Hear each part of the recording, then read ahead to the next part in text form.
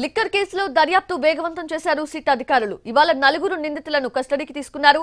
ఈ కేసులో A1 Rajakesh Reddy, A31 Dhanunjaya Reddy, A32 Krishnamohan Reddy, A33 Balaji గోవిందప్పలను 2 రోజుల పాటు ప్రశ్నించబోతున్నారు.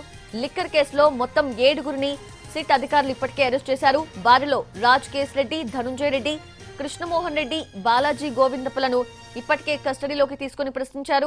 అయితే వీరందరినీ వేర్వేరుగా ప్రశ్నించినప్పటికీ నలుగురిని కలిపి ప్రశ్నించాలని సిట్ అధికారులు భావించారు. డబ్బులు వసూలు చేసిన రాజకేశ్ రెడ్డి, వాటిని పెట్టుబడులుగా మళ్లించిన ధనుంజయ రెడ్డి, కృష్ణమోహన్ రెడ్డి, బాలాజీ గోవిందప్పలను ఒకేసారి ప్రశ్నిస్తే కీలక విషయాలను రాబట్టొచ్చని సిట్ భావించింది. అందుకే ఆ నలుగురిని కస్టడీకి ఇవ్వాలంటూ కోర్టులో పిటిషన్ వేశారు. విచారించిన కోర్టు రాజకేశ్ రెడ్డి, ధనుంజయ రెడ్డి, కృష్ణమోహన్ రెడ్డి, బాలాజీ గోవిందప్పలను 2 రోజుల కస్టడీకిస్తూ ఆదేశాలు జారీ చేసింది. అయితే అటు లాయర్ సమక్షంలో ప్రశ్నించాలని కోర్టు కండిషన్ పెట్టింది. అలాగే విచారణ సమయంలో లాయర్స్ తో 4 సార్లు 5 నిమిషాల పాటు మాట్లాడుకోవటానికి నిందితులకు అవకాశం కల్పించింది.